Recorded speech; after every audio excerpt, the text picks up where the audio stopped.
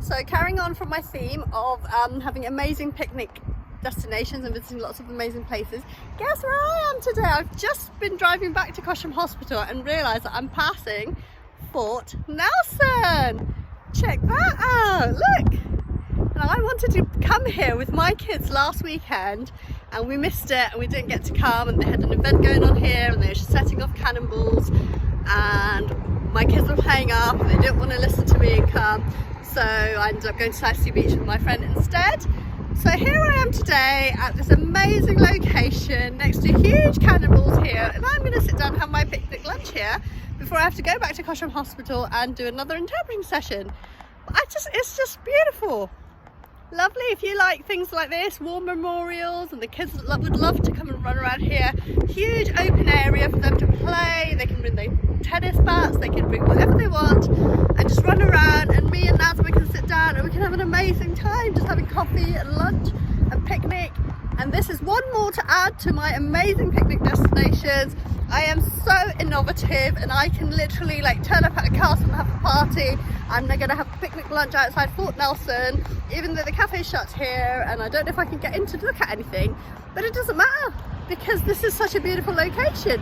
And that's the thing about me, I just enjoy where I am. I don't need frills, I don't need fancy, I don't need to spend lots of money.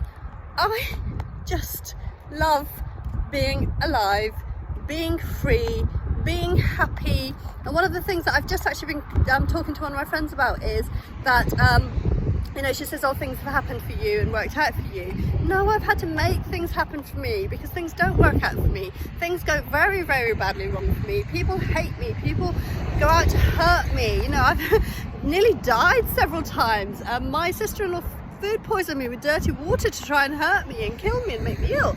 So it's not that I haven't had my fair share of tragedies and everybody else, you know, like she was saying, there are so many things that people have experienced and people are suffering with and people have had in their lives and lots of trauma that they might not want to talk about.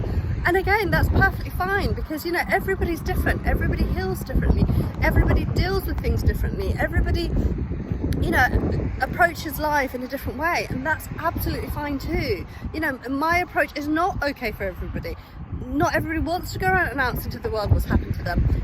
But my own understanding, from my understanding of psychology and all the health and social care and counselling courses and things that I've been to have told me that when we don't actually heal what hurt us, we will actually bleed on people that didn't cut us, and the trauma will actually keep coming back into our lives. It will keep reliving and we'll keep having to go through it over and over and over again until we heal it, until we do something about it, until we actually get the help and support and therapy and things that we need to heal it.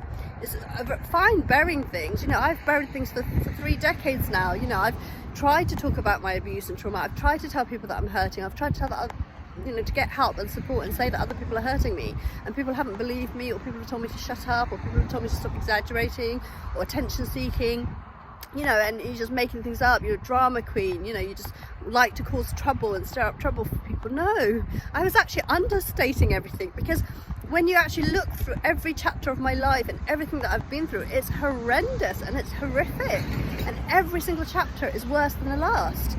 So me not talking about it was me trying not to speak up about it. It was me trying to bury it. It was me trying to pretend that it didn't happen. It was me trying to hoping that it would just go away. And the only thing about abuse and trauma is the pain never goes away. The experiences that we've had, they never go away. They never get better until we face them head on, until we go and analyse and assess what happened and understand what happened, and understand why it happened and who was to blame for it.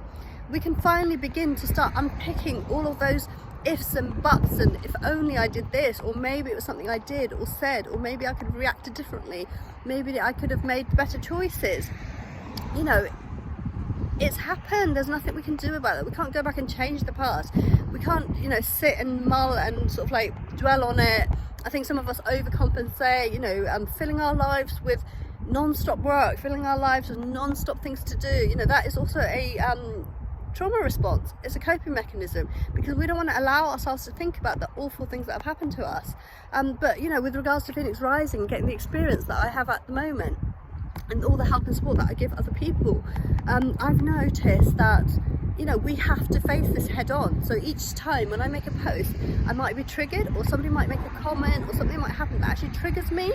And this morning the same thing happened, that a part of my childhood that I cannot even think about, that I cannot even remember, a huge chunk of my childhood I can't remember at all. And I've realised that it's linked to mud and dirt and getting dirty. And it seems like there must have been some huge trauma around it, and the only way that I can justify or explain it is that I knew my mum hated me. I mean, she disciplined me physically over the most silliest things. You know, she'd hurt me really badly, to the point that she beat me unconscious with a broomstick at the age of 8, because the tea took too long to boil, the kettle took too long to boil, so she beat me unconscious with a broomstick. So thinking along those lines, when I was at St Mary's School, we were always going on farm trips, and we were always being taken out to visit farms and things like that. And I can't remember any of it. I just remember that we had a lot of farm trips and I hated the mud. And then when I was 10, 11 years old, from St Mary's, we went on our end of year trip. We went to Robin Hill on the Isle of Wight. And that's, you know, it's got huge raving reviews. Everybody loves it. Whoever's been there's loved it, and the kids, you know, it's kind of the place that the kids would go to love. But I literally froze on the spot. So where we stopped, where we all got out of the coach and we all stood, and our teacher said to us, right, off you go guys, have a good time, we'll meet you back here. And there were adults and there were other children, other teachers and things. I froze on the spot, and I stayed on that spot that whole day. I did not move, I did not do anything. I had no idea where anybody was, where my friends were, and I just couldn't move. And I haven't thought about that in 30 years, and suddenly somebody said in our trip to the New Forest yesterday triggered me into thinking about that I must have got home and be beaten black and blue and be beaten unconscious because I was covered in mud and dirt. You know, I can't imagine that woman who couldn't bear me to, you know, take too long to make a cup of tea would not reprimand me in that way. And the fact that I cannot remember any of it, that is a complete blank in my brain, that my brain was actually protecting me from the horrors that I faced those few years that are completely gone out of my memory. It's just scary to think, you know. I know how physically abusive she was. She used to tie my brother to the stairs and rub chili powder in his face. She used to beat me with broomsticks. She used to beat us all with slippers and sticks from the branches from the trees and things. You know, over the most silliest thing, like if you make a comment, you make you do a face that she doesn't like, or you say something she doesn't like, instant slap, instant smack, instant, you know, beat her with a slipper. So it was just horrendous abuse every single day. You could never get away with it. And knowing I was the target of so much of that, because she hated me with a vengeance. I am the only one that looks like my dad. I am the only one that has his emotional side, has his sympathetic side, you know, his bubbly personality, his ability to draw people to him, and I am completely like him. So I can imagine how much that infuriated her, and she could not bear it, and she wanted to stamp that out of me. She wanted to stamp the fire and the personality out of me, because she couldn't bear it, because I took away her limelight. Me and my dad, we can walk into a room and people will instantly warm to us, people would instantly want to talk to us and get to know us, and she cannot bear it. And my sister is exactly the same as her. She's a mini version of her. She is absolutely narcissistic and abusive and manipulative and so sly and coercive about it.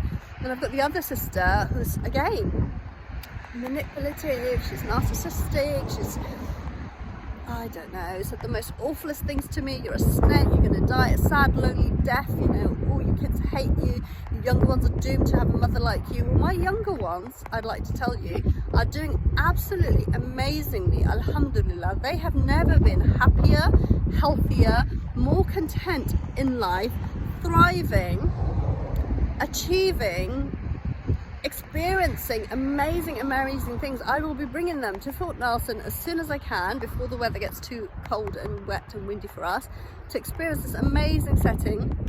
We went to New Forest yesterday to the Wildlife Centre. We've been to Porchester Castle where we had his birthday party. We have literally not stopped. Stonehenge, you know, literally every weekend we're out, every holiday we're out.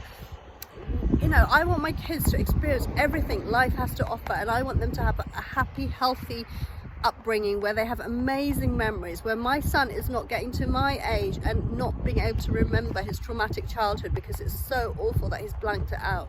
And I don't want any child in the world to remember that. And yesterday I had a conversation with the Daily Echo reporter who's doing my article, and I said my inspiration is Martin Luther King. His speech of "I have a dream" is also my dream. I have a dream that this world will not have abuse and trauma, will not have wars, will not have suffering, that our children and their children after them will grow up in a happier, healthier, safer environment, and we can die in the knowledge that our kids are happy and safe and healthy, and they're not struggling with years and years of trauma and abuse to unpick, and they're not spending their time in therapy and getting treatment or medicated or in institutions, because we would have prepared a better world for them. And one day, inshallah, we will eradicate domestic abuse, narcissism, coercive control, child abuse, all of those horrendous things that people are having to deal with day in, day out, all over the world. If we can all just do a tiny little bit to help each other, if we can all just do a tiny act of kindness to show those around us that we love, that we care, that we are concerned about them, imagine how many more happy people there will be around us. I'm going to sign out now. I need to have some lunch before I get back to my next session. Take care, everybody. Enjoy your day. Stay safe. Don't forget to subscribe, and don't forget to join my support group, Phoenix Rising Surviving Abuse and Trauma. Take care. Bye.